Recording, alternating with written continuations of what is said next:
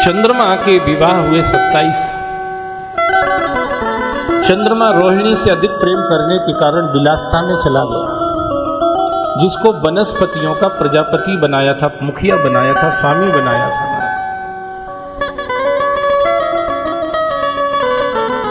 वो चंद्रमा वनस्पति जगत में पूज्य था,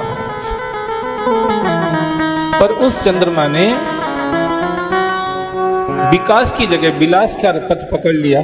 तो और जो पत्नियां थीं चंद्रमा की, उन्होंने जाकर के अपने पिता दक्ष से शिकायत की कि ये तुम्हारे दामाद जी, तो आपने हमारा सबका ही विवाह इनके साथ किया है, पर ये हमारी तरफ तो ध्यान ही नहीं देते हैं, बस एक रोहिणी में ही इनकी नज़र गढ़ी रहती है, अब हमारी जिंदगी का हम क्या करें।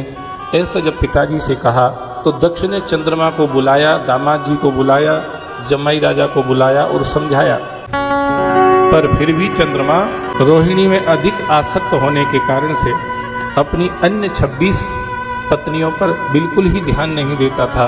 वो बार बार अपने पिता से जाके शिकायत करती थी, तो दक्ष को गुस्सा आ गया, चंद्रमा को श्राप दे दिया, तुम भेदभाव करते हो, तुम्हारी क्रिया में भेद बुद्धि है, इसका परिणाम तुम्हें भुगतना पड़ेगा। इस भेदभाव के कारण से मैं तुम्हें श्राप देता हूँ, तुम्हें टीबी का रोग हो जाए। टीबी की बीमारी होती ना, आदमी धीरे धीरे सूखता चला जाता है टीबी में। क्षय रोग जिसको कहते हैं, ट्यूबरकुलोसिस, टीबी, एकदम नहीं मरता आदमी, धीरे धीरे सूखता चला जाता है टीबी के रोग में। धीरे धीरे उसकी हड्डियां, बोन्स जो होती हैं, वो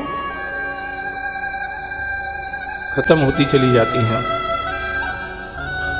टीबी की बीमारी हमने कहीं पढ़ा था कि किसी को टीबी की बीमारी अगर हो गई है, उसको गौशाला में अगर 2 महीने सुलाया जाए, गौशाला में ही रख दिया जाए 2 महीने के लिए, जहां गाय माता रहती हैं उस जगह पर अगर टीबी के रोगी को भी रख दिया जाए तो 2 महीने में उसका टीबी का रोग भी खत्म हो जाता है।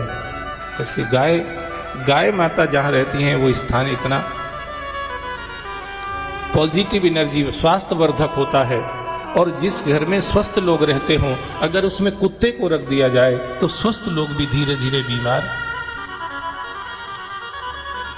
कुत्ते के शरीर से इतने रोगाणु निकलते हैं, इतने हार्मफुल बैक्टीरिया, हानिकारक बैक्टीरिया कुत्ते के शरीर से निकलते, कुत्ते के भौंकने से निकलते हैं। कुत्ता जब भौंकता है ना तो उसके, अच्छा एक चीज और, हम लोग भी जब बोलते हैं ना तो हमारे मुंह से भी कुछ थूक के कण निकलते हैं हमारे। कल मैं सोच रहा था, जब भंडारा चल रहा था, मैं बैठा था कुर्सी ऐसे यहीं रख के, और उस समय मेरे दिमाग में एक बात आ रही थी। ये तो हमने सुना था कि भोजन करने वाले को मौन होकर भोजन करना चाहिए, पर कल मेरी समझ में आया कि भोजन परोसने वाले को भी मौन होकर परोसना चाहिए। मैं वो रिस्क उठाने को तैयार हूँ।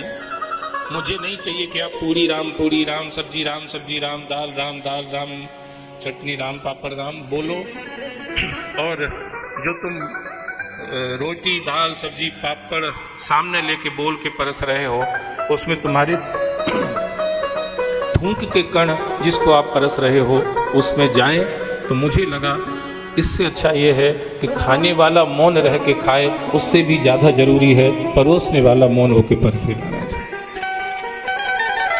मन में राम राम बोलिए, व्यवहारिक पक्ष है वो दाल राम, रोटी राम, सब्जी राम, सब राम अच्छा है, सब राम ही राम है, राम के अलावा सब में राम, सबका राम, जय श्री राम, जय श्री राम, वो राम ही राम है सब कुछ। वो कोई मन में राम राम बोलिए, पर मुझे नहीं लगता कि मुंह से बोलना उस समय श्रेष्ठ है, क्योंकि आप मुंह से बोलेंगे तो आपके मुंह के थूक के कण जरूर कहीं ना कहीं जाके पड़ेंगे और वो भोजन को अपवित्र करेगा। वो सामने वाले को परोसना मेरे नजरिए से ठीक नहीं होगा।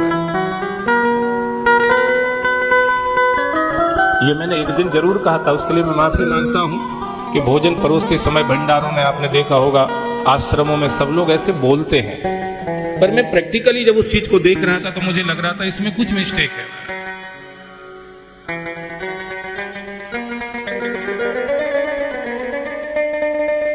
इसीलिए मैं ये निवेदन करूंगा इट्स माय ओन व्यू, ये मेरा अपना विचार है। आपको ठीक लगे तो मानिए, ना तो पर यहाँ तो मानिए, घर पे मानिए चाहे मत मानिए, ये मेरा अपना विचार है। भोजन परोसने वाले को भोजन करने वाले से भी ज्यादा मौन रहने की जरूरत है।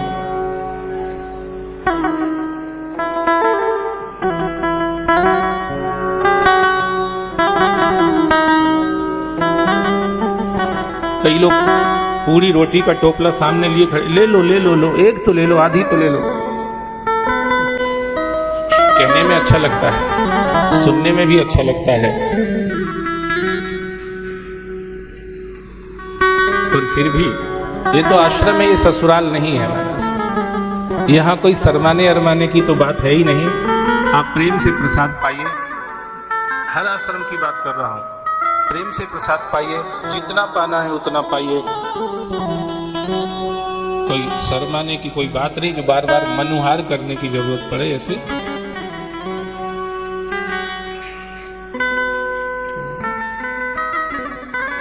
कुत्ता जब भौंकता है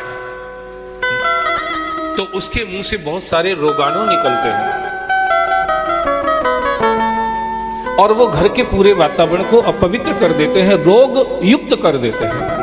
और गाय माता जब रमाती हैं तो ऐसे वाइब्रेशंस पैदा होते हैं कि वो रोग मुक्त कर देती हैं उस क्षेत्र को जहां पर वो रहती हैं। कुत्ता भौंकता है तो ऐसे रोगाणु उसके मुंह से निकलते हैं तो पूरे वातावरण को रोग युक्त कर देते हैं।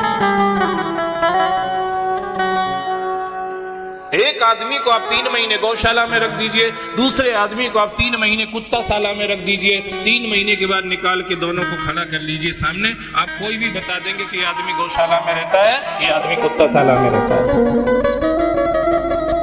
आराम से बता देंगे, कोई दिक्कत नहीं आएगी आपको पहचानने में, बताने में, इंसान को।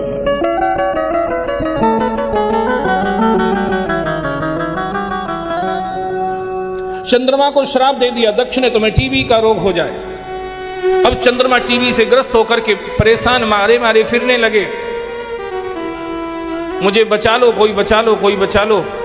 चंद्रमा सबके पास गए पर कोई रक्षा नहीं कर पाया, दक्ष का श्राप था, कोई रक्षा ही नहीं कर पाया। ब्रह्मा जी के पास गए, ब्रह्मा जी ने कोशिश करी। जिस पर्वत पर ब्रह्मा जी खड़े थे और चंद्रमा जी जब पहुंचे थे और चंद्रमा ने जब अपनी बात रखी उनके सामने, तो ब्रह्मा जी ने उस समय चंद्रमा के लिए हाथ में जल लेकर के संकल्प करके जल छोड़ा कि ये स्वस्थ हो जाए। जिस पर्वत पे खड़े थे चंद्रमा के लिए वहां संकल्प किया, इसलिए पर्वत, उस पर्वत का नाम चंद्रभाग पर्वत पड़ गया मैंने। और जो जल छोड़ा उससे एक नदी प्रवाहित होने लगी, उस नदी का नाम हो गया चंद्रभागा। चंद्रभागा, पहाड़ का नाम हुआ चंद्रभाग, नदी का नाम हुआ चंद्रभागा। ये ब्रह्मा जी ने किया। वो चंद्रभाग पर्वत ही था जहां पर ब्रह्मा जी की मानस पुत्री संध्या ने जाकर के तपस्या की थी। ये हमने पिछली कुछ कथाओं में आपको सुनाया है।